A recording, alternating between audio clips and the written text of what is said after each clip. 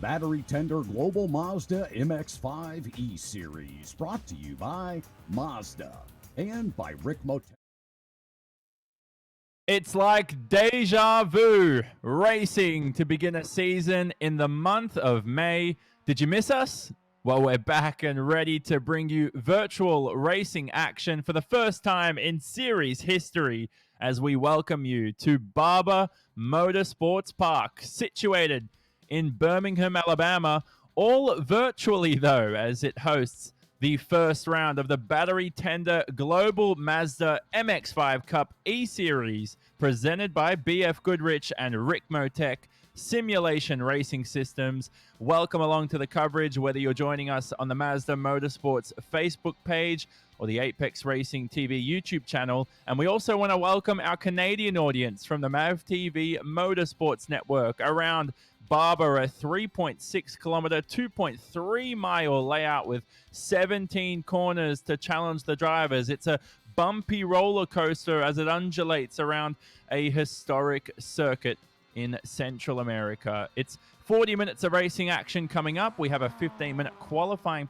session preceding that for 4 laps of action for the drivers. They're currently in that qualifying session, and look out for some quick times to take place. And I'd like to welcome myself, Jonathan Simon, to the coverage alongside Mazda Motorsports' Mo Murray. We've also got Tom Long, a test and development driver for the Global Mazda MX-5 Cup car. And Mo, welcome to the virtual world for the first time. This is awesome, Jonathan. Thank you for having us here at Virtual Barber. If you ever get the chance, any of our listeners out there, to go to the real Barber, it's well worth a visit. It's a beautiful parkland-type racetrack in just outside Birmingham, Alabama. And as our drivers are qualifying, they're making the most of varying degrees of sim setup.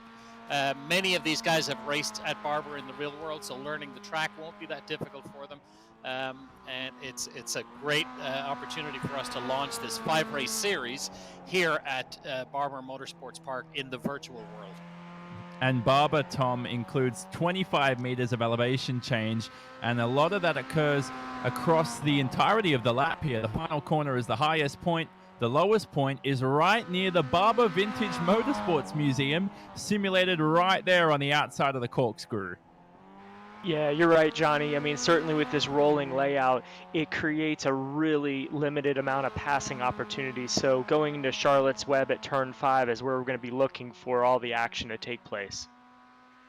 And Mo, we are using the exact same series schedule we would use in the real world. All laser scan tracks on iRacing, but the only track we're missing is Portland, but it's still great to see the series replicated in the virtual environment. That's right. The original series, our original plans for 2020 included 6 tracks, and we will visit 5 of those. Portland, unfortunately, is not in the inside the iRacing platform. But you're right; these tracks are laser scanned. If there's a pebble on the road the day they laser scan the track, then that pebble stays in the iRacing simulation. We're here at Barber for the opener. We go next to Coda, and then the rest of the schedule at Road America, Mid-Ohio. As we wind out this 5-race season. So now it's time to introduce Chaplain Chuck Lessick for today's invocation. Let's pray. Lord, it's been quite some time since the Global MX-5 Cup has been able to be at a racetrack together, and we really miss that community, especially in this series. The competitors just have such a good time off the track between the races. We look forward to this day of competition today. May it provide some great nose-to-tail action just like it does in the real world. Lord, we ask you to be with those people, to protect our health and our freedom today, and we just look forward to a time in the not-too-distant future where we can have that sense of community at a racetrack again. It's in Jesus' name we pray. Amen. And now, our national anthem. Performing from Dallas, Texas, Russ Ruddock.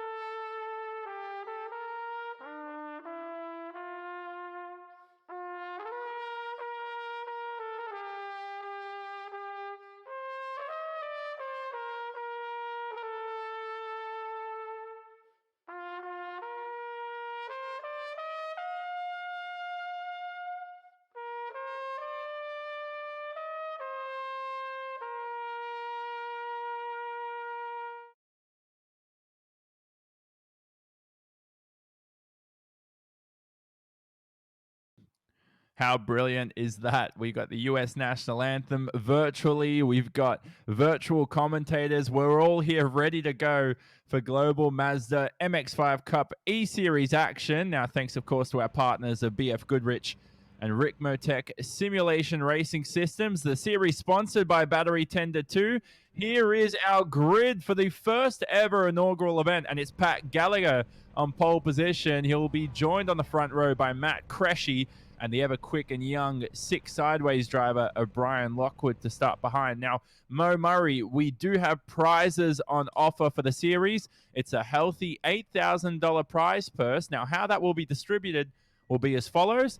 $110 is awarded to the winner of each race, $60 for P2, $30 for P3, and the series champion gets to collect $1,500.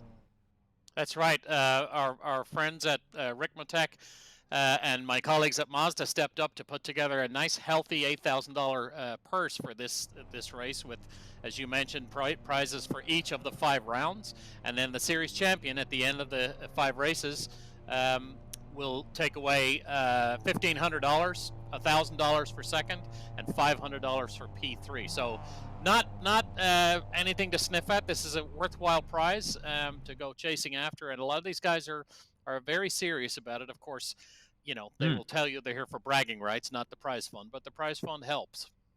Yeah, bragging rights always important in virtual racing. And Tom, you're someone who's raced before too. What people may not know, and it's quite obvious, I think, is that the Battery Tender Global Mazda MX-5 Cup car will be used. It's been simulated on iRacing virtually, and it's one of the first cars you jump into on the iRacing service when you get an account. So visit iRacing.com, join in on the fun. But these drivers get to drive the real thing, so there's no excuses at the end of the day. Yeah, that's right, Johnny. Actually, a lot of fun back several years ago helping iRacing develop this car as we were developing it in the real world to make sure all the adjustments coordinated and felt correct. Tonight, it's going to be very exciting. Fixed setups for all the drivers, so it's really going to come down to the driver themselves rather than the fancy setup that they put on the car, and keeping in mind no pit stops tonight. So fixed fuel loads, no pit stops. It's going to be 40 minutes of flat out racing. And Mo, if we did have pit stops, that would cost every team out there. I spoke about this in the Road to Indy series. It cost every team out there probably thousands to tens of thousands of dollars to hire a pit crew. Virtual pit crew. I do find it interesting that a lot of these sim racers who are enjoying this explosion in sim racing are hiring race engineers and having people sit in and coach them through their process. Typically, we don't have pit stops in the live races, nor will we have them here. But you mentioned that the MX-5 Cup car is the first car you get into in iRacing. It's actually the most raced car in the iRacing platform, which is very important because it reflects what goes on in the real world. More Mazdas are road raced in the US on any given weekend than any other brand. That's data we get from the SCCA. And so that's true both in the real world and now seemingly in the virtual world with the iRacing platform having its most raced car being the MX-5 Cup car. Yeah, most certainly. That was a brilliant shot on board with Brian Lockwood in the 6 sideways machine. Lockwood races in the top level of esports simulation racing as well, and he's pretty quick in the real world too. Here is the famous corkscrew. The tracks on iRacing laser scan, Tom. Every bump, every nook and cranny on there simulated as perfect as possible. You just saw a glimpse of the Barber Motorsports Museum, but 40 minutes of racing action, Tom, it can take its toll on you mentally as a driver too. Oh, it certainly can. You know, there's a lot of physical fitness that drivers go through to get to be at the best of their game. But I tell you, even in an e-racing platform, mental strength is going to be the name of the game, all the way down to saving tires to the end of the race. You know, if you run hard on this Barber Motorsports track for 40 minutes, so much cornering, it's going to really wear the tires. So being smart, being calculated, and making your moves at the right time is going to be key. Definitely. Here we go now for the inaugural start to the E-Series. I'm getting excited already as it's up to Pat Gallagher, who will lead the field away here.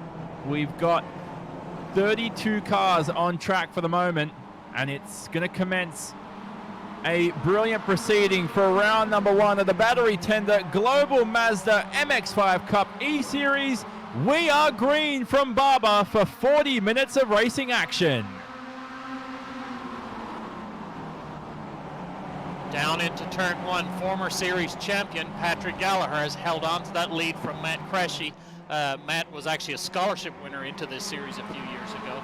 And they lead the field out as we run down towards Spider's Web for the first time. Here they go now. Gallagher's got to be careful because Cresci's all over the rear end of him. We didn't see many overtakes in a practice race the other day, but the driver's more hungry here today. How about Glenn McGee alongside Harry Voigt in a battle for 6th position? Right behind them are Michael Carter and Robert Noka. They're still alongside each other heading to the corkscrew, Tom. Yeah, this is typical MX-5 racing. I tell you, it's nose to tail, side by side, just trying to jockey for position. Goodness. We saw. Sorry, Tom, that's a huge accident heading to the corkscrew. The number 28 involved there in the back of the pack. And, wow, what a chaotic start. We didn't see anything like that in our practice events during the week. So that was Stephen McAleer, Tom. That just, I think that car's done and dusted for the rest of the day. Yeah, that's certainly a shame. I mean, Steven's a very talented racer in the real world, and then also he's had a lot of e-racing experience as of late.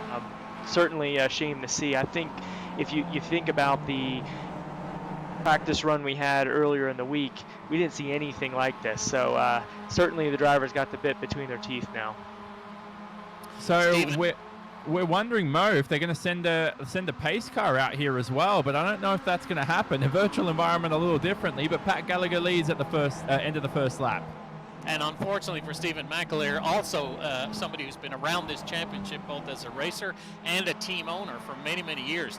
Stephen is owner of perhaps one of the top teams in this series, and so it's an unfortunate first round for Stephen from Scotland. Yeah, one of our few international drivers, the 2012 champion in the series in the real world. And the good news is he's allowed what's called a fast repair. And if you're new to virtual racing, you're able to serve anything from a 1 second to 8 hour repair in basically literally a couple of seconds out there, and you're able to get back on the racetrack. We ride on board with Wagner here down to the corkscrew as he attacks Glenn McGee. McGee's had a brilliant start to this race. And Glenn McGee, of course, no stranger to iRacing and to sim racing. Glenn is one of the few drivers who made the jump from sim racing into the real world. Mazda has a system, a driver development system, including their Road to 24 ladder system. And part of that is the Club Racer Shootout, and we offered a spot in that shootout to an iRacing racer championship winner a few years ago, and Glenn McGee not only won that championship, but then came to the shootout against several other real-world drivers and beat all of them to earn himself a fully funded season in MX-5 Cup racing in the real world, and acquitted himself, and on behalf of sim racers everywhere, acquitted himself very, very well in the real world series. He serves, Glenn serves as a driver coach with the Six Sideways team, and is much sought after, as is our Tom Long here, in terms of their coaching ability and ability to get those last few tenths out of a driver's time behind the wheel. Well, certainly, Exactly. Mo, as you mentioned, remember when Glenn came through the Mazda Road to 24 scholarship program. I was one of the lucky enough to be one of the judges for that program, and seeing him win that scholarship into the first year of racing, and it's pretty exciting to see it come full circle for him back here e-racing in the Battery Tender Global MX-5 series. So as the race settles down, now we're 3 laps in, 4 minutes into, a little more than 4 minutes into this 40-minute race. So again, this reflects the real world. We run 40-minute race lengths in the real MX-5 Cup Series. And as the race settles down, the guys will be finding their groove, finding their rhythm, and trying to figure out how they can go chase down Patrick Gallagher. Patrick Gallagher's no slouch in one of these cars, or anything else he drives for that matter. He was very successful in the lower ranks of grassroots racing as a Mazda driver, also in that scholarship shootout, and earned his first season at MX-5 Cup and went on to win the championship. and took his championship scholarship fund and went up a level into the IMSA series with Mazda support. So great to see Patrick back here again, running an MX-5 Cup car. He's always a welcome addition around our paddock in the real world. A fun guy who has great support. And here we rode on board with Jackson Rebellion through the final couple of corners. He's in a nice scrap here for the bottom end of your top 20. Oh, and one car running very deep through turn number 1, and now into the Alabama roller coaster is Teddy Sarli. Sarli now through the roller coaster he goes, will pick up the pieces. Here's Glenn McGee, though, up 4 spots since the beginning of this race. A rapid start for our virtual to real life racer. And to be honest with you, Tom, Glenn would actually admit this is quite slow for his normal pace in the simulator. Yeah, it's interesting. You know, it's what I love about the opportunity here is that you have drivers and e-racers come together. So some have these simulation rigs that are top-notch, while others have just pedals and a steering wheel bolted to their office chair desk. So it's really interesting to see how this all comes together and makes it to a level playing field. And Mo, I was going to say, Mo, Teddy Sarli, you mentioned him. So Ted is a regular in the MX-5 Cup Series, the Battery Tender MX-5 Cup Series, and is a hotel, has a chain of hotels. And when we entered into this lockdown, of course, his business suffered terribly, and he reached out to me and he said, "Boy, we ought to get something going." So I have to say that he was the impetus for getting this.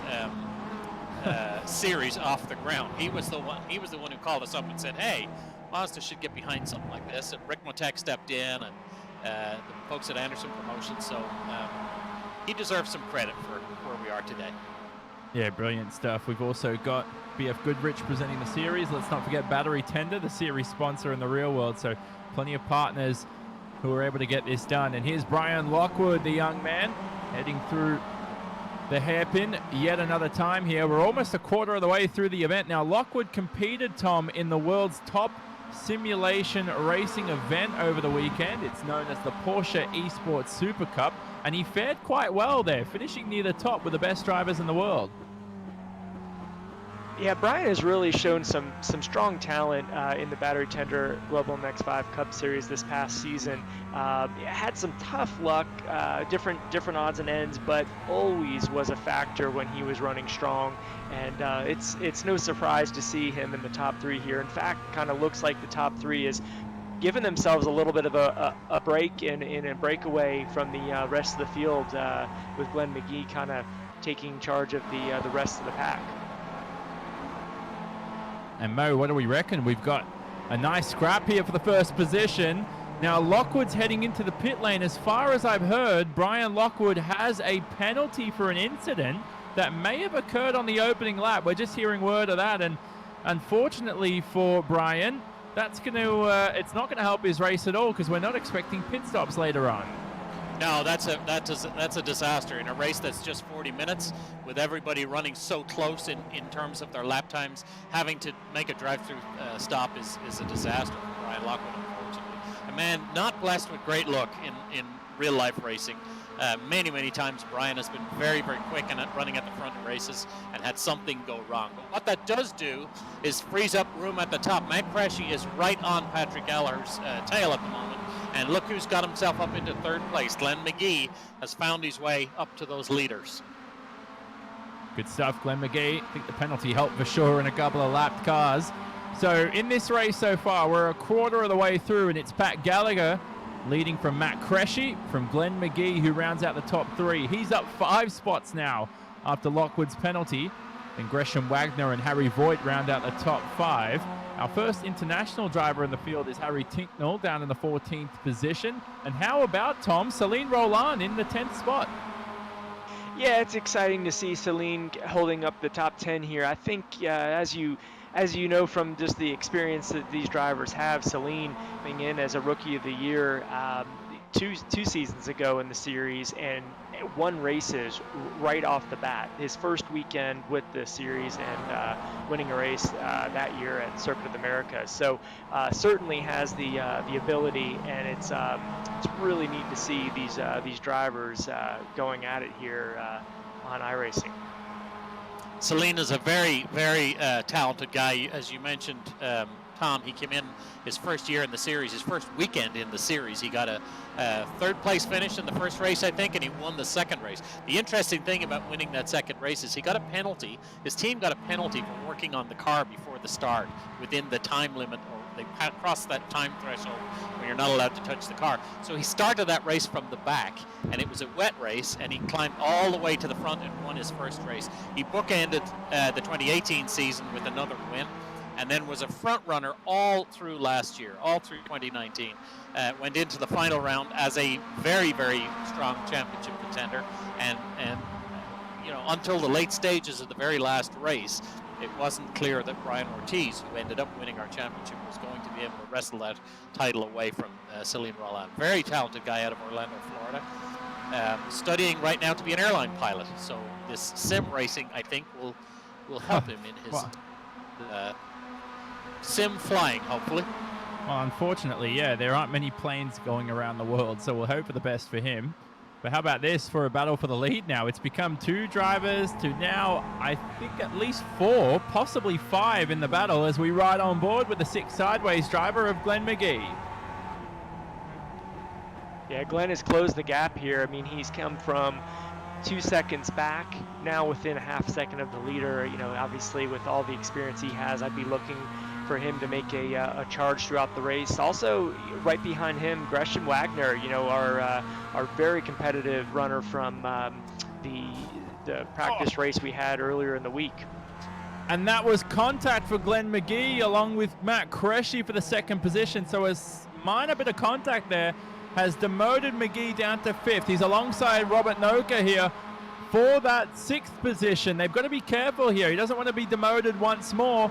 And now Noka has to concede heading into the hairpin, but damage to the front end, Mo, of that Mazda, and he'll be glad that that won't come with an invoice at the end of this race. Yeah, no invoices in this racing.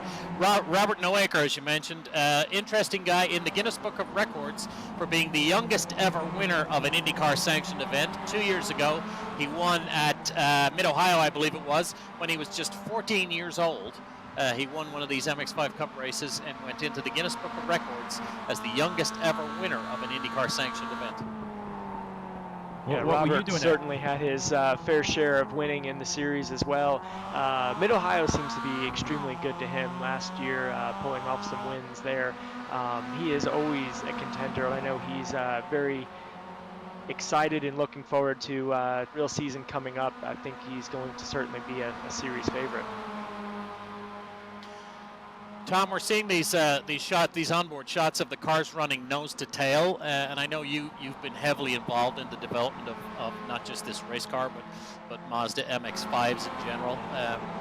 How do they work in the draft? Are these cars aerodynamically slick, or are they better when there's 2 or 3 of them together, or out on their own? Yeah, exactly, Mo. So what's really exciting about these cars is they draft extremely well. With the Mazda MX-5 being a roadster, the series has chosen to run without the hardtop, so that actually makes the cars a little dirty aerodynamically, and allowing the cars from behind to draft up.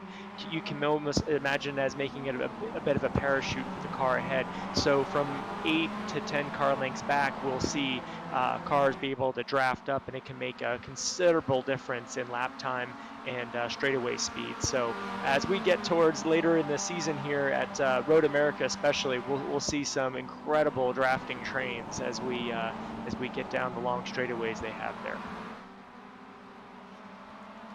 Patrick Gallagher continues to lead. He's opened up, well, not much of a gap over Matt Cresci, Gresham Wagner, and their usual suspects, I'll call them, at the front.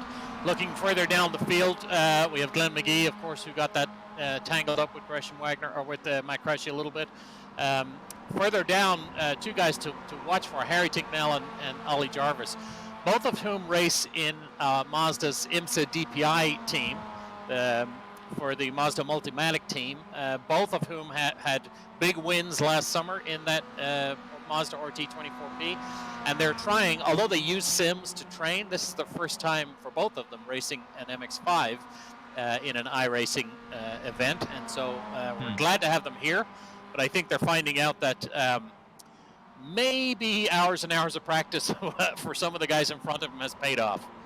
Well, for Ollie Jarvis, he's got an immense amount of damage there, so I think the hours of practice for him is going to go out the window for this race. He's going to have to service that car ASAP because he's going to go nowhere. But you talked about the gaps there, Mo. It is looking close here, and we've got Tyler Maxson racing, who's a beloved member of us at Apex Racing TV, and here he dives down to the inside. I think that's the 13 there of Robert Noco is alongside. This is a battle for position for 6th spot, but I don't think he's got it done through the exit.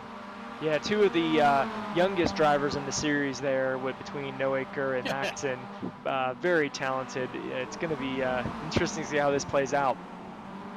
I kid that if you put both of their ages together, I probably have shoes older than them. Oh, Jesus. I was going to ask you, Mo, before, what were you doing at 14 years of age? Were you in the Guinness Book of Records? I was not in the Guinness Book of Records. I certainly wasn't doing this. But yeah, these are very talented young men who have been, granted, given a great opportunity, but they're seizing that opportunity with both hands and making the most of it. Tyler Maxson had a very, very good season in a couple of different series last year, and Robert has won MX-5 Cup races in the last 2 years. And then there's a third member of the teenage trio, Tyler Gonzalez, not in this race, but he's part of that group of mid-teens who race in the MX-5 Cup Series, and they're a very strong and welcome addition to the series.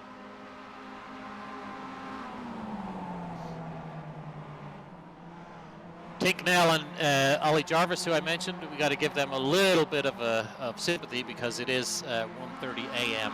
at home for them, both hailing from the UK. Harry lives in London, and Ollie lives up near Newmarket in the UK, and so after Ollie put the kids to bed tonight, then he fired up the sim to come racing with us, and we appreciate that. Oh, Jesus, the wife won't be too happy about that, as he's up early in the early hours of the morning, competing for money, though. So I guess supporting the family is always a good thing. How about this for the lead, though? Matt Cresci to P number 1 for the first time this race. A brilliant move here on Pat Gallagher. And this is just like a typical Mazda MX-5 race, Tom. We've got close action quarters and a pass for the lead for the first time almost halfway through the event. Yeah, this is good stuff. We're going to be interesting to see if Cresci can run away with it. I know he feels like there's a redemption on hand from the previous race that they ran. I don't know. It's going to be interesting as the field's starting to tighten up at the front here. We'll see if we can get a drafting train to run up to the leader. Cresci, another of the drivers who won that scholarship, earned his first season in Mazda MX-5 Cup series. Yeah, definitely. And how about this for Cresci? What's he doing there? Breaking the draft, waving his hands at the pit crew. Who knows? And he heads back onto the racing line. How about Glenn McGee in the 4th position, making amends for going off the racetrack right there as he heads through the Alabama roller coaster. You can keep track of the gaps on the left-hand side of the screen, and we're going to have plenty of racing action coming up for you shortly. So far, it's Matt Cresci who leads. He just took that advantage from Pat Gallagher. We're almost halfway through this race. Don't leave us. We'll bring you all the action after this. These days, the events we love will have to wait. Not forever, just for now. But as an essential service, we're open and ready to help, especially healthcare heroes. We'll do an enhanced cleaning of your car inside and out, and change the oil for free, even if you don't drive a Mazda. It's the least we can do.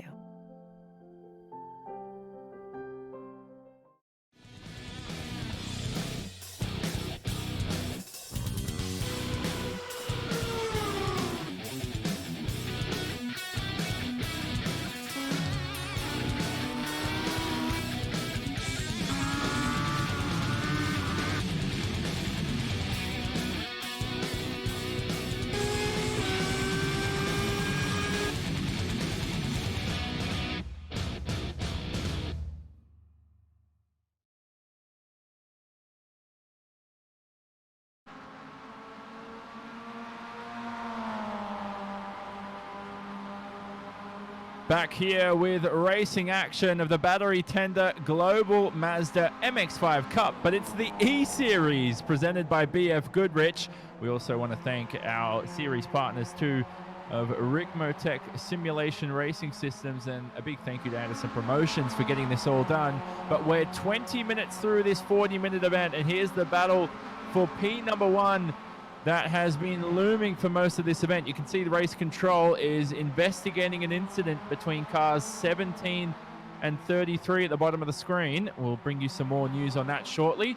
But Matt Cresci and Gallagher are still scrapping away here. They've introduced Harry Voigt and Gresham Wagner, and Glenn McGee demoted to 5th during the ad break too. So this is going to be a hot fight as myself, Jonathan Simon, joins you for the rest of the coverage, along with Mo Murray and Tom Long. And Mo, like I said before the ad break, this is just a typical MX-5 race we're watching right now. It's thrilling to see in the virtual environment how accurate this is. Yeah, exactly. We had a stat from 2 years ago, and it was replicated almost exactly last year, that across 12 races in the real cars, across 12 races, the winning margin, the combined winning margin of all 12 races was less than 5 seconds. And last year, across 12 races in 2019, we had over 2,600 passes for position. So, you know, with 20 minutes to go, Matt Cresci out front, that's nothing to write home about. This race could change in many, many ways between now and the checkered flag. And how about this, Tom Long? Battle for the lead continuing, or at least for the final podium positions. Glenn McGee, he doesn't want contact through turns 1 and 2, but he gets the move done into 4. McGee, no stranger to brilliant racecraft. Yeah, classic move right there. Excellent job into what would be probably the best opportunity on the track to pass. This Barber Motorsports Park lends itself to having to be patient, roll the centers of the corners, the momentum, and then pounce and make the move at the right point into that hairpin. You know, Glenn's setup, I talked to him a couple of weeks ago when we went into the shutdown and we were investigating and talking about sim racing and, you know, what's the best setup. And people can spend a lot of money, and some people do, on sim setups, and there are great companies like Ricmotech who can provide turnkey solutions for anybody wanting to get involved and get into this game. But you don't need the very, very top setups, and Glenn is a good example of why that is. He won a world championship with basically a steering wheel bolted to his kitchen table and pedals. And maybe that's not the ideal way to do it, but his talent was able to make do with that. I read a story today that Connor Daly over in the IndyCar Series is doing the same. He finished second at the IMS IndyCar iRace on Saturday with basically a system bolted to his kitchen table. So yes, there's a wide range of sim rigs and the investments that people are making into their simulations. There's nothing, just like in the real cars, there is nothing can replace seat time though. The more hours you spend with the steering wheel in your hand, the faster you're going to be. Yeah, definitely. We saw Justin Piscatell not going any faster in that Maverick MX-5 Cup car. He's got a bit of damage to the front end of the number 9, but I think he's okay to go here. He's sitting right ahead of Celine Roland, who's up 5 positions. Now, Lockwood in this race, Tom, is flying up through the order after his penalty now. We know he's had pace to win this event. He's currently quicker than your leaders at the moment in terms of lap times, is the 6 sideways driver, but let's see if he can even climb back into the top 5 right now. He's got the pace to at least pass the likes of Tyler Maxson come the end of the event in 6th position. Yeah, he's on a mission right now, and I mean, he'll work his way up. He's still got time. You know, he's just over halfway through the race. Question is if these guys are biding their time, saving some tire for the end, if he's going to be used up or not. But he certainly has a good shot of climbing his way well into the top 5 at this name of the game. And his team, 6 Sideways, of course, one of the big teams and anchor teams of battery tender MX-5 Cup racing. They've been around a long time. They've put many champions as a team owner and as drivers through the series.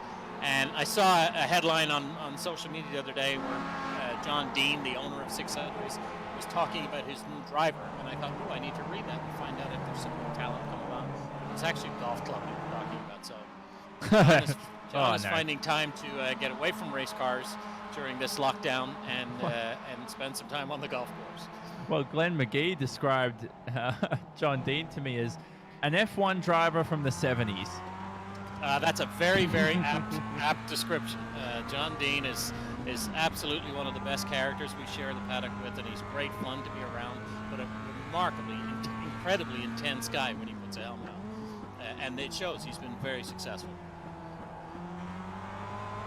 Here we Yeah, go. certainly talented underneath the hood of the car and behind the wheel. It's a really dynamic bow. Not only just to be able to drive quickly, but then be able to relay the appropriate information back to the team on what changes need to be made to make the car go faster. And not only won championships as a driver, but also orchestrated a championship victory for Nathaniel Sparks a few years ago, and then went out and dominated the ND1 class last year. So John knows his way around MX-5s very well. And that's the 17 of Albert Lukazic, who takes Patrick Gallagher out of the race. That was an awkward spot for traffic to be involved in, and Gallagher's race from pole position is not going to go any further from here. He's got a lot of damage to that Mazda MX-5, but an incident there, Mo, that we'll watch on replay right now, and I guess Gallagher just really caught him at the worst possible time on the racetrack. That's a shame. When drivers are being lapped, the leader typically has the hardest time because he's the first guy to try and get through. But in that case, Cressy got through, and as Patrick Gallagher came up alongside, that lapped car turned in on him, and unfortunately put him into the gravel trap and into the wall. He is running again, so hopefully he can make up some of those lost spots. Yeah, we'll see what can be made up. I mean, certainly if you're following Lockwood, he's still digging on his way up through the field, kind of systematically at this point. So hopefully we can get Gallagher back in the race and on a charge. He had a good run going. Well, that's weird. That's very quick as well by race control to hand the 17 a penalty there, and it was a tough situation for Albert. He really had nowhere to go. So in the meantime now, that promotes Glenn McGee to the second position. He's got about a second and a half here to make up on Matt Cressy in first. He's going to bring along Gresham Wagner and Harry Voigt with him. The race is shaping up to be a classic finish here in the final 10 minutes. And let's not leave out Brian Lockwood, who's also making up spaces through the field, up into 8th now, potentially a top 5 finish for our 6 sideways driver. Cressy's got a little bit of a gap now. He can breathe a little bit, but not much. As I mentioned, these races, they change lap to lap, and with, what are we, 12 minutes, about 12 minutes before to go before the end of this race. There's plenty of time for somebody like Glenn McGee and Gresham Wagner. Let's not underestimate him. He's a very talented driver. To pull themselves, especially working together, if they can work together in the draft, they can quite easily, within a lap or two, pull back up to Matt Cressy and make a race of this as we enter the final 10 minutes of this race. Well, certainly, Mo. I mean, Gresham Wagner might feel like there's a little redemption from Sunday evening's event, so I know he's got the bit between his teeth here to go chase down the leaders. These 3 guys from 2nd to 4th certainly can work together to go catch the leader right now. They need to do a better job of working together. I see they fanned out on the straightaway, and that's not the kind of drafting you want. If they connected nose to tail, I think they'd very quickly pull up to Cressy's rear bumper. Yeah, certainly. I mean, something that you'll find these Global MX-5 Cup cars doing very well, drivers will refer to bump drafting, and that's actually the car from behind just ever so slightly pushing the car ahead forward. The bumpers tend to connect quite well on these cars and can move you up the track quite a bit. We need to say that quietly so the folks at race control don't hear us talking about something as underhand as bump drafting. Well, it works so in the MX-5. Very durable car. Sorry, go on, Tom. Yeah, and the way having worked in race control with the race series for several years, we'll we'll look at that as something, bump drafting in a straight line is no problem.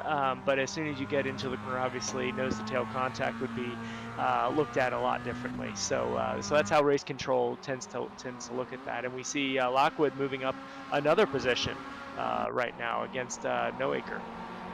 Well, here's a replay of that. And Lockwood heading through what is the final couple of corners here at Barber. You can see the elevation change up to 25 meters around the circuit. This is actually the highest point of the circuit here above sea level. And Lockwood makes his way through for P7. And the brilliant part about this simulator, Mo, is depending on where you are compared to sea level, that's also simulated. So if you're up higher up in the air, such as a track like Mexico City in Formula One, you'll achieve greater straight line speed, but less of an aero effect. It's incredible what the sim designers and the software developers have been able to do with the technology that's in sim racing. They control the weather, they control the altitude, air density, all of the things that have a real impact on running a car can now be replicated in these simulations. And it's a long time since we were able to call these a video game, because they're way more than a video game. It's a very complex computer program that takes into account many different factors. And the engineers who are building these sims are every bit as talented as the engineers who show up at the racetrack to run the cars in real life. Well, and certainly to further that, Mo, I mean, when you talk about setup changes within a car, obviously these Global MX5 Cup cars for this race are on a fixed setup. And what we mean by that is all the settings from the dampers to the sway bars to the ride heights, all of those things are fixed. So all the drivers are driving the same setup. But when you make those changes in iRacing, it actually comes across to the driver as an adjustment in applicable feel in change for the car. So that's my problem. I need to make a couple of small adjustments to find 15 seconds a lap, and then I'll be right there. Well, you'll need to find time, at least on the pace of Brian Lockwood, who's made he's screaming up through the field, is Lockwood, now into 6th. He's got one more spot to go on Maxon before climbing into the top 5. Really, 15 seconds a lap, Mo? You can't be serious here. You might be very humble. I might get a little closer than that, but I would struggle to match the pace of these guys. I know that for sure. Well, have a look at this. Gresham Wagner now into 2nd, past Glenn McGee. And Wagner now for the Spark Performance Machine is going to head his way through. He's got 1.5 seconds to Matt Cresci in the lead. Tom, is there stopping Matt Cresci at this point of the race for the Slipstream Performance car? He's looking untouched. Unless a lapped car gets in the way, as it did for Pat Gallagher, I don't see him being stopped. Well, certainly. I mean, you can think that there is going to be some lap traffic potentially with less than 10 minutes remaining, but I think he's in the catbird seat right now. He's controlling the race, and this is how you'd want it done. With no pressure virtually, behind, he can just kind of log laps and run his rhythm. They're into the lappers again, cleanly passed some of the lap traffic. That was good for Matt Cresci. If he can get through the lap traffic as cleanly as he did that time, then that will help him to maintain that gap and stay out in front of these challengers. But these guys, they want to win this race. They want to get after him as best they can. And with 7-8 minutes left, there's still time for McGee and Gresham Wagner to connect and go chase him down.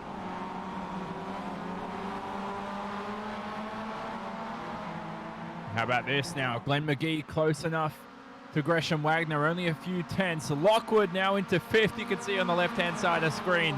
He's screaming through the field. I don't think it'll be enough to climb into the top 4 anymore. That might be enough for Lockwood in this race, but he's made amends, unfortunately, for his penalty that he had earlier, and he's actually swapped positions again with Maxon, so that looks like it's not done and dusted. But anyway, the scrap continues here for the lead, so there's going to be 5 minutes remaining. It's going to be a tough one. This is only round 1 of the championship. We've got the Circuit of the Americas next week, and in week succession, we'll have Road America, Mid-Ohio, and then the season concludes on the 2nd of June around Laguna Seca.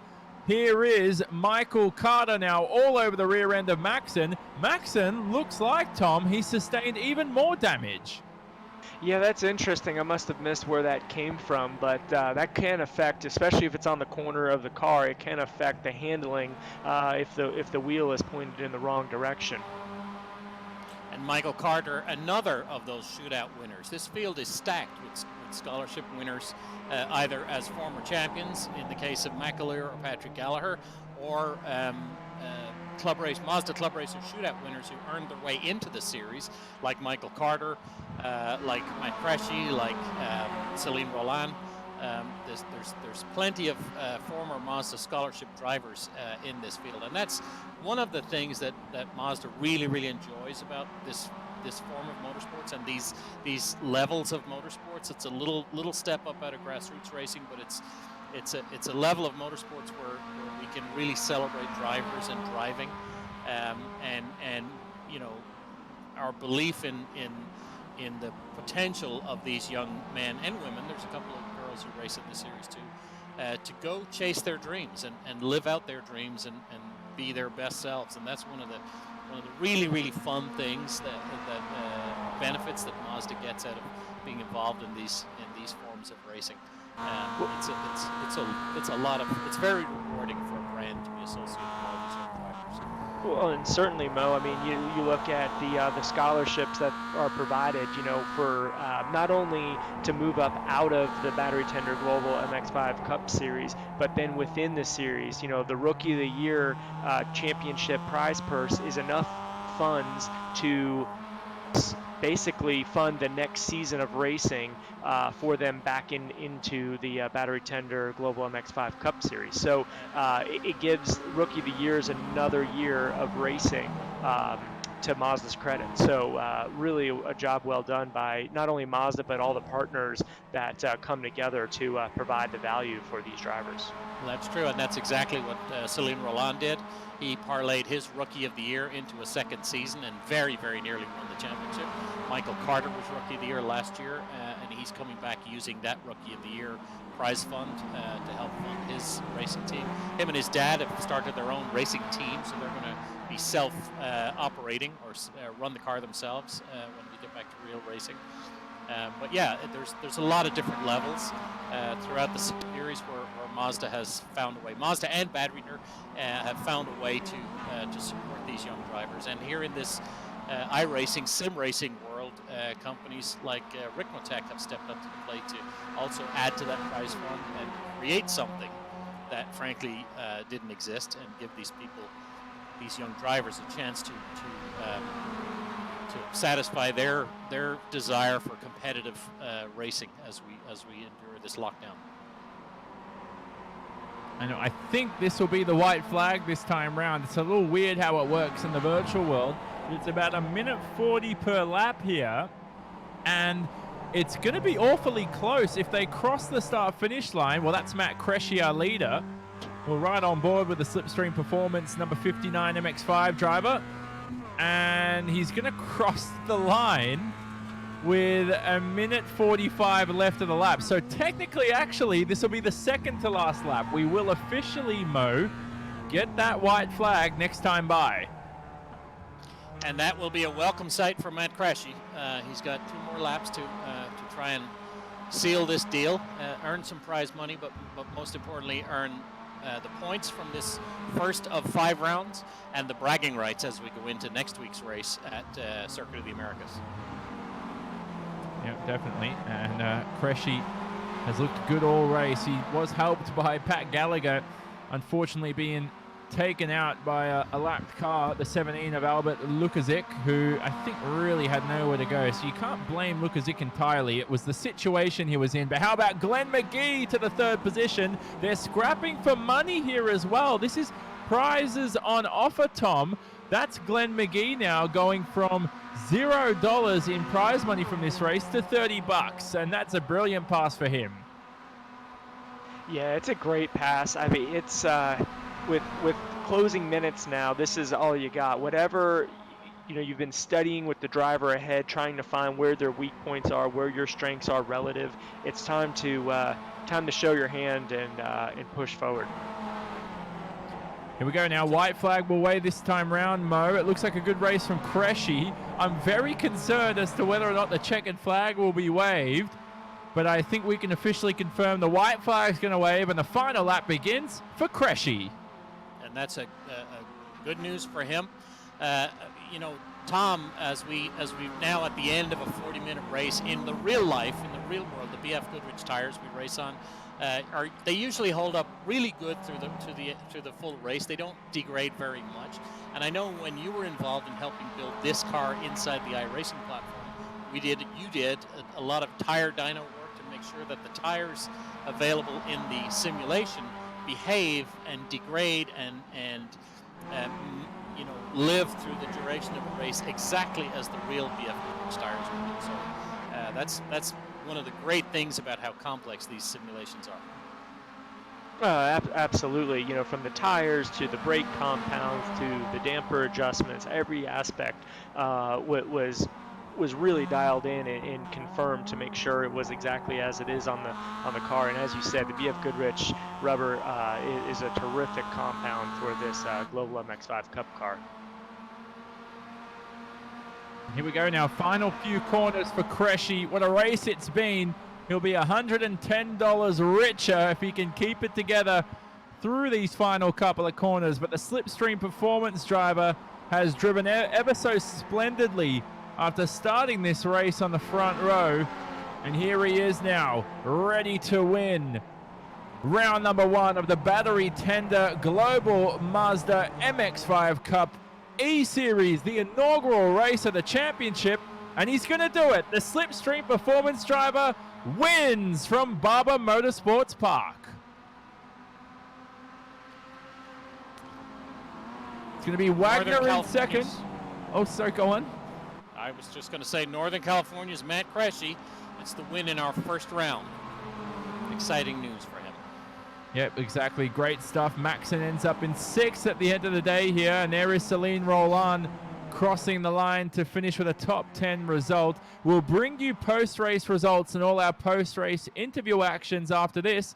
But don't leave us. You're watching round number 1 of the battery tender Global Mazda MX-5 Cup eSeries presented by BF Goodrich.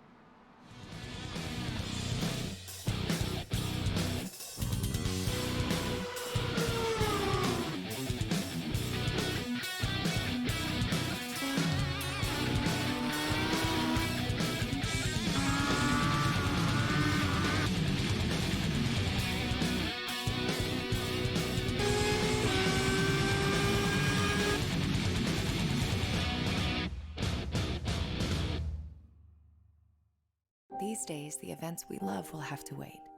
Not forever, just for now. But as an essential service, we're open and ready to help, especially healthcare heroes. We'll do an enhanced cleaning of your car inside and out, and change the oil for free, even if you don't drive a Mazda. It's the least we can do.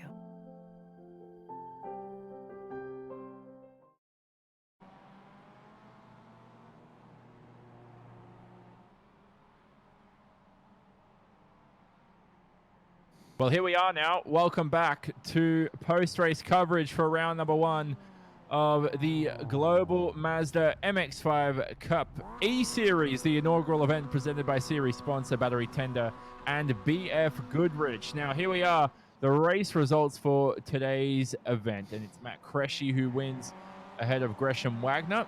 The Spark Performance driver fell short by less than a second at the end of the day, but it was really Cressy dominating the event after Gallagher's unfortunate incident midway through the pack. He finished up in 15th. Glenn McGee, though, with a podium. And there we go, Mo. That's the $200 of round prize money confirmed and distributed to our top 3. These are unofficial results, but they'll be proud of that for sure. Did you expect that top 3 coming into round 1? I'm not sure what I expected actually coming into round 1 as we learn who has figured out these simulations.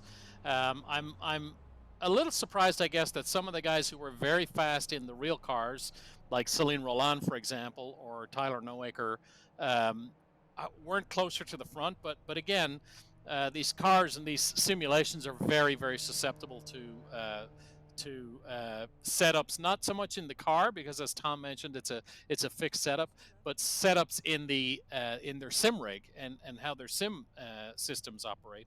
I am happy to see Harry Tinknell get himself inside the top 15, and I will be happy to rib him about only getting 14th place throughout the rest of the year when I see him. But hopefully next week maybe he can go 4 better and get into the top 10. And But Tom, Mo, you know the first thing he'll respond is that at least he finished better than his teammate, right? That's exactly right. That's exactly right. I suspect that Ollie Jarvis may be gone to bed already. well, here are the rest of the results on screen. We're going to quickly speak to our winner, Matt Cresci, in the number 59. And Matt, how about this? You are the inaugural winner of our first ever eSeries event for the Battery Tender Global Mazda MX-5 Cup. How does that feel? Feels amazing, guys. Champagne's already going at home. Can only spray it over my neighbors, but it's about as good as it gets. Mo, you got anything? Matt, this is Mo. Tell us about your sim setup at home. Do you have something bolted to the kitchen table, or do you have something more robust? So I haven't touched the sim in about 10 years, and I got this dusty wheel out of the closet, but I did finally invest in a decent seat that's made this process a whole bunch more enjoyable. So I'm looking forward to doing a lot more of this moving forwards. And you're in for the whole season, I assume. All 5 races. You better be now. You have maximum points coming off the first one. Better believe it. I'll be there for all of them. We're looking forward to seeing you next week, next Tuesday, folks. Hey Matt, Tom Long here. Quick question for you. How'd the opening laps go for you? It looked like there was a lot more excitement than we expected in the opening stages, and then it was kind of on cruise control for you. Talk us through that. Yeah, totally. The first couple laps, I was just following Patrick around, trying to conserve my tires, and I think he got a little bit loose, so I got by him. And then from that point forwards, I think he had an incident with lap traffic, and I had this little 2-second gap to work with, but my tires were absolutely shot. So the whole second half of the race was like driving on ice skates and just trying to manage the gap to the ludicrously fast guys behind me. Well, there you go, Matt. Well done. Congratulations. Matt, quick, one last thing, Matt. You got $110 to your name. Surely investing when you collect a few more wins in a greater wheel for yourself.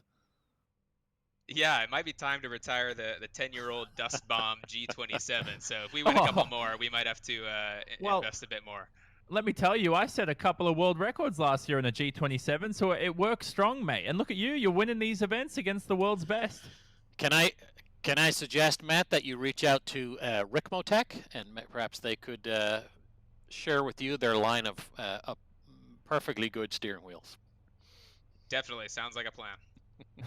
Well, we'll leave you to it, Matt, but congratulations on victory for the first ever event of the Battery Tender Global Mazda MX-5 Cup eSeries. It's presented by BF Goodrich, and Mo Murray alongside me just mentioned Ricmotech Simulation Racing Systems, who have done so well and have really helped us throughout coverage for the series. Now, we'll say goodbye to our Canadian audience on the MAV TV Motorsports Network.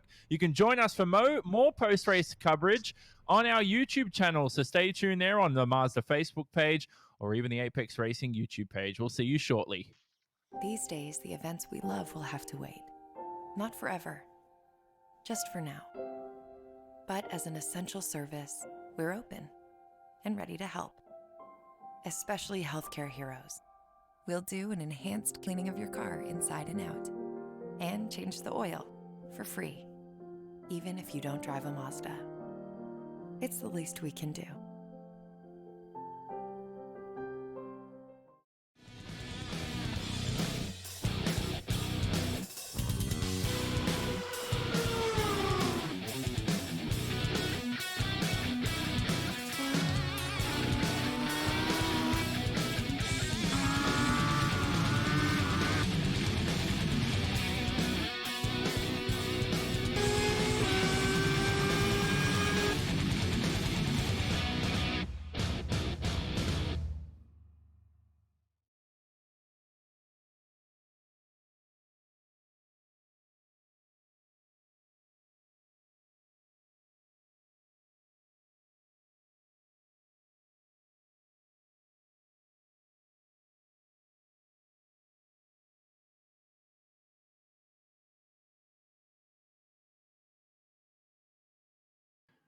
Back here at Barber Motorsports Park for post-race coverage for round number 1 of the battery tender Global Mazda MX-5 Cup E-Series presented by BF Goodrich and Rick Motec. Now, Mo Murray, you're going to be alongside a man named Gresham Wagner who came home second, who just fell short of victory towards the end of the day. He was catching Cressy towards the end of the event, but I guess in this 40-minute event, he just needed an extra few minutes for himself.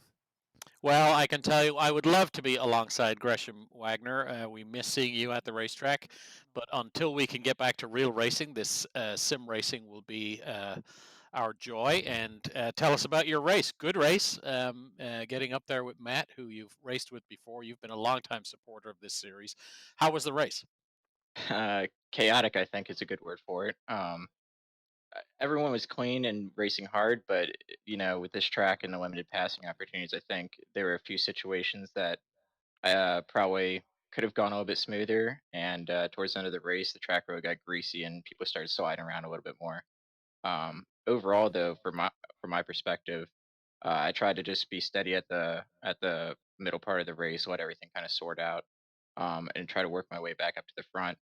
And unfortunately, there was that incident there where Patrick got taken out. I don't think anybody wanted to see that, but we recovered and tried to catch back up to Cressy after he got that little bit of a gap, and I just took a little bit too long to get back into a rhythm. Me and Glenn were trying to sort it out for second place, and then, like you said, just ran out of time there at the end. But overall, I'm happy with the race. I think a few things could have gone slightly better, but it was fun from my part, and I'm sure everyone else up front had a good time.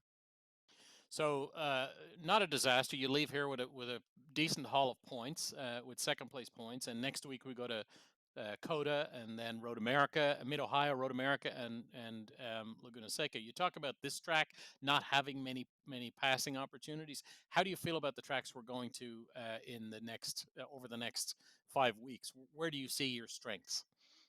Um, well, Coda and Road America, obviously, I think are going to be wild card races to some extent. There's the long straights, plenty of draft. You still have to be nice and smooth and hit your marks and everything, but there's a lot of opportunities there to make some moves and to have a big pack up front. So I think those are the races that are going to have, I think, the most action up for the Gresham, lead. Tom Long here. Hey Gresham, Tom Long here. Just wanted to congratulate you and ask you, what do you think the most tricky part is going from the real race car to sim racing for everybody watching? Uh, I think it's the tires. Honestly, I know a lot of people probably say it's the seat of the pants and everything. Um, but frankly, the visuals are great. Everything, in terms of the tracks and how the cars look and everything are spot on. It's just the feeling of the tire through the steering wheel and how the tire progresses throughout the race. It's not going to be exactly like it is in real life. But in terms of braking markers, general racecraft, things like that, it's definitely pretty comparable to real life. I think it's just getting a handle on the tires and how they work across the 40 minutes in iRacing compared to how they would work in real life. Makes Well, sense. So what you're telling us is you're looking forward to getting on those back to those BF Goodrich racing tires, huh? Definitely, for sure. I definitely like the feel of the real life car a little bit better. Well, we're looking forward to being back with you in a real life paddock and watching you do your thing, which is always very impressive. Congratulations, Gresham, leaving here with second place points. But again, 4 more races to go in this series and a pretty decent prize at the end of it. So you're in a pretty good position coming out of here. Yep, it was good fun. Thanks, everyone. You're welcome. So now we'll bring in Glenn McGee, who rounded out the podium and had a decent race for himself. And Mo, for Glenn McGee, he's $30 richer, which I'm sure he'll use somehow. But at the end of the day, he's no stranger to the virtual environment. Well, I'm not really sure what Glenn McGee will spend a $30 on. He has everything he needs. Isn't that right, Glenn? Congratulations, third place. Appreciate it. And it was a good race, an entertaining race. You were running at the front. You had a little coming together with Cressy, I think it was. Pushed you back to fifth. You got back up to third place, and we're right there at the end. So tell us about your race. Yeah, I had a really eventful one. I think it's it's great to be back in sim racing with all these guys. I mean, these are if the audience doesn't know, in the MX5 Cup Series, these are some of the best drivers, talents in the world are coming through that series. So, guys like Gallagher or Stephen Mackleyer, who are both champions, Gresham, and all these other guys who come into the series, they are not only are they fast in real life, but they are super fast in the sim as well. So it's not unusual to see because I've come from the virtual world to reality, but I think it says a lot for the sim for them to come from the real world into the virtual world. So it was a really tough race. I probably should have practiced more, but I thought I'd take a nap before, so maybe that wasn't the best idea. But I got some good advice from Lockwood just before getting into the race as far as the new tire model and just some braking, and actually that helped me out a lot. But I had a terrible qualified like 8th or 9th, and then had a really exciting race from there. Unfortunately, there was an incident I think Mackler was involved in, and threaded the needle there, and got in the Cressy, and then had really good pace to run up front, but kept missing shifts here and there, and that kept costing me positions and time. So it just wasn't quite there. I think the win was possible, but just too many mistakes on the shifts. Now, remind me, you got to race the real car at Barber a couple of years ago. Is that correct, or have you raced the real MX5 Cup at this track? Yeah, actually, oddly enough, it was crazy. I was called to do the race last minute at Barber, drove up in the middle of the night, and never been on the track before, and then practiced on the sim like crazy. Missed qualifying, missed practice in real life. Jumped in the car 20 minutes before the race and started last, which was like 35th. And I think I had like the second fastest lap of the race and came up to like 12th or something like that. So uh, yeah, I've been here before, like, and that I think that was like a super good example of how good the simulator is, how good iRacing is to sort of learn virtually and then come to real life and race here. So yeah, been here before. Hey Glenn, Tom Long here. Hey, congratulations on a podium result. Kind of feeling like it's a home turf for you here. I know Barber might not be your strongest track, but in the sim world at least, what track on the schedule are you looking forward to the most coming up? I think I mean it's a good schedule, but I think I'd like to see Mid Ohio. Road America is going to be a big one, I think. Obviously, out and out pace doesn't matter there. It's more about racecraft, but I think MX5 Cup is all about racecraft and car placement and being smart in the race, which I try and be good at. And I think Road America actually is probably going to be the best track for us. Road America, of course, is a big drafting track, and these cars, as Tom was saying during the broadcast, lend themselves to drafting. I think it was Patrick Gallagher a couple of years ago came off of the last turn at Road America in maybe 4th or 5th place and ended up winning the race. So the draft and the draftability of these MX5 Cup cars will be very important when we get to Road America, and maybe even next week when we're at COTA. That run from the backside of the racetrack down back towards the stadium end of COTA, I think will make for some interesting drafting opportunity. Oh yeah. Would you agree? Oh yeah, for sure. It's those two tracks, Road America and COTA, is going to be insane because you have very slow corners onto long straight, so lots of passing opportunities and a lot of drafting. And I want to say Lockwood too is on Six Sideways with us, and I actually coach a lot of these guys in real life and on virtual, but he is one of the top 40 gamers in the world right now, and I wish he would have been up there with us. He's raced in the MX5 Cup Series for real, but he had the drive through and raced up the 5, so I think he deserves a little shout out there. I would He imagine. did. Brian actually got the fastest lap during the race, so that's great news. And you're right, he does deserve a shout out. I think he would have been right at the front had he not got that penalty early in the race. But his drive back from where he rejoined was impressive, and I'm certainly looking forward to seeing him race next week and the subsequent weeks of this series. We visit 5 of the 6 tracks that were originally on the schedule. Portland, unfortunately, is not in iRacing, so we won't be going to Portland. But next week we go to COTA and then Mid Ohio, Road America, and WeatherTech Raceway, Laguna Seca. All fun tracks in an MX5 Cup car. Yeah, I'm excited. Good.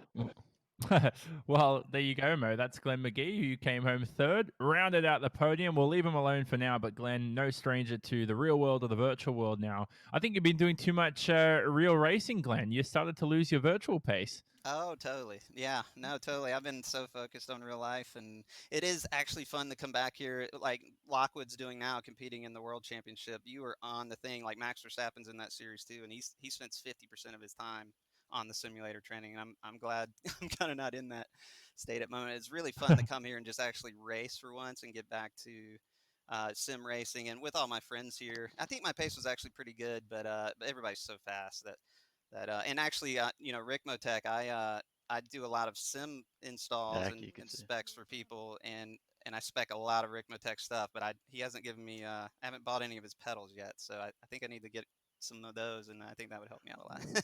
There you go. Well, we have somebody else ready to talk to us here. We just talked about him. He got the fastest lap of the race. Brian Lockwood, are you with us? I am. Hey. So, started off good, but then got yourself a penalty, and then your drive back, I think, was epic to get back to finishing where you did. Tell us about your race.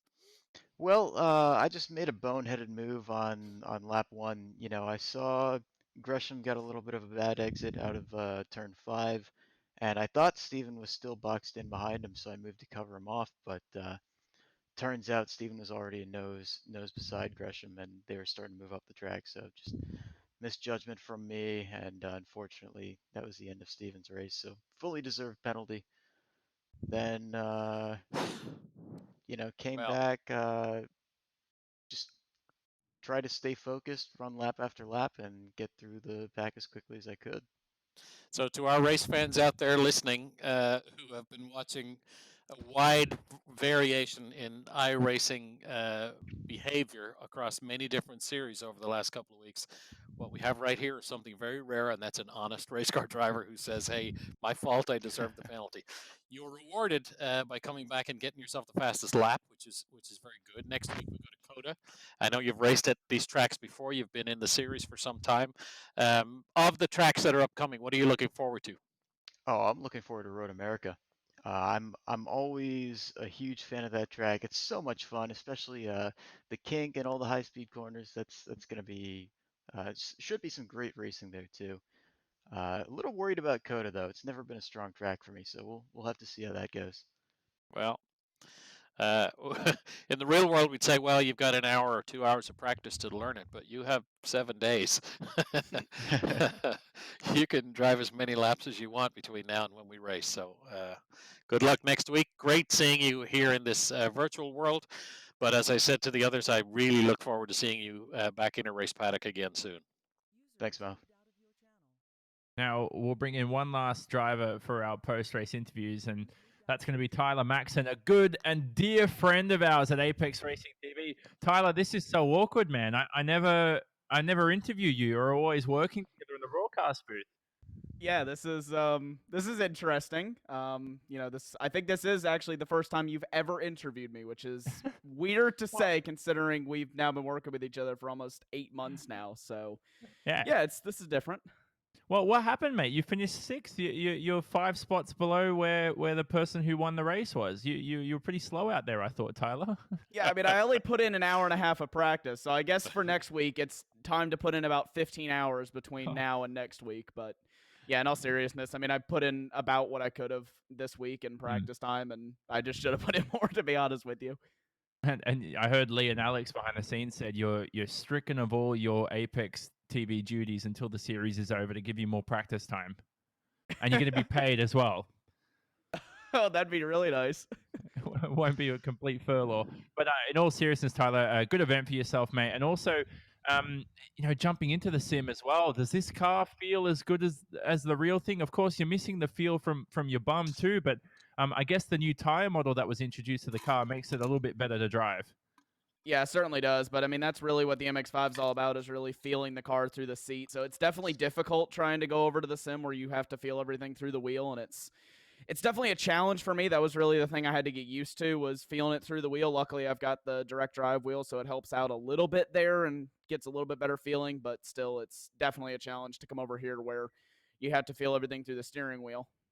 Hey Tyler, Tom Long here. Congratulations on a solid first performance there. I know next week we're going to Circuit of the Americas, a track that you've already raced earlier this season. What do you think your chances are there? I think I'm gonna have pretty good pace at Coda. That's always been one of my best tracks, I think, in the real world, and I think that'll carry over well to the sim. But it's always a challenge going to a place even that you do know going to it in the sim, because there's just a lot of differences just with learning that track again, and you try to go to your old habits, and that's almost sometimes not what you want to do in the sim. But yeah, it's a track that I'm good at in real life, so hopefully I've got the same in Tyler, the sim. Tyler, this is Mo. You don't have any old habits. What are you, 16 now? 15? I'm 15, yes. Oh my God. I Well, guess very, very impressive for a 15-year-old. Well done. Congratulations. Thank you, guys. I guess the star of the future is Tyler Maxson for sure, whether it's virtual or the real world. So remember the name for now. But for next week, as Tom Long, you just said, we head into the Circuit of the Americas. It's going to be the Grand Prix circuit that they use for Formula One, the full layout. And I tell you what, Tom, it's going to be an interesting circuit to drive in the MX-5. It's got tight and twisty corners, long straights for overtaking, and some elevation change through the first sector to challenge the driver. Yeah, a really interesting variety compared to Barber Motorsports Park. Looking at the track layout, you're going to see upwards of 5+ passing opportunities, where Barber is very limited with its passing. So expect a lot more overtaking for position throughout the race. And yeah, hold on to your seats for that one. And as you mentioned during this broadcast, the iRacing simulation does a great job of communicating the elevation changes at the racetrack. Coda, Yeah. of course, is famous for that one big elevation change as you leave the start line and go up into turn one. And we're really looking forward to what that race will bring next week. Remember, in the real world, Celine Roland was very impressive at Coda, knows his way around there. A lot of these other guys have plenty of time to run lots of laps on their simulators, and several of them have been very quick there in real cars. So next week will be very, very interesting. Same time next week, Tuesday, 5:15 Pacific time, 8:15 Eastern, we'll go green. And we'll be racing in round 2 of this Rick Motek Mazda iRacing series. And there you go. The racing action will return on the 12th of May. So that's in a week's time. We've got 5 successive weeks of action, 40 minutes of racing around the Circuit of the Americas. And it'll host round number 2 of the Battery Tender Global Mazda MX-5 Cup eSeries, presented by BF Goodrich and Rick Motek Simulation Racing Systems. All coverage on the Mazda Motorsports Facebook and YouTube pages, as well as the Apex Racing TV YouTube page. And if you were watching on the MAV TV Motorsports Network, we'll be back there for our Canadian audience too. But for myself, Jonathan Simon, Mo Murray, and Tom Long alongside me, we hope to get TLP in some of these for the future too. Tony Laporta, our regular series commentator, surely will join us for the remaining rounds too once he gets himself sorted with the iRacing software. But for now, though, we hope you enjoyed the Apex Racing TV presentation. And our winner today for round number 1 was Matt Cresci from Barber. And we'll see you at Coda in a week's time.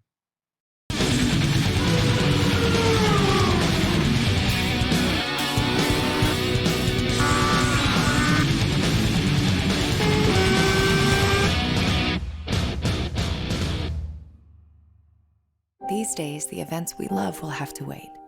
Not forever, just for now.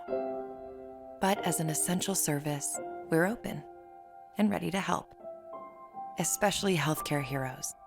We'll do an enhanced cleaning of your car inside and out, and change the oil for free, even if you don't drive a Mazda. It's the least we can do.